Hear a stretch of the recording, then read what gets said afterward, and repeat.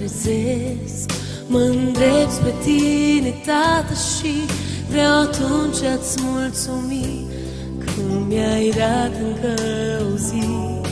Mi-ai dăruit o dimineață, o zi cu speranță, s-o trăiesc pentru tine, s-o trăiesc cum se cuvine.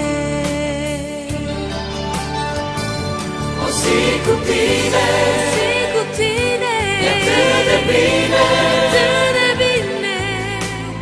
inima mea plină de iubirea ta.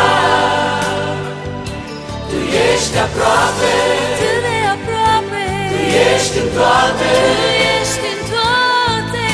și nu mă tem orice s-ar întâmpla. O zi cu tine, e atât de bine, inima mea plină de iubirea ta.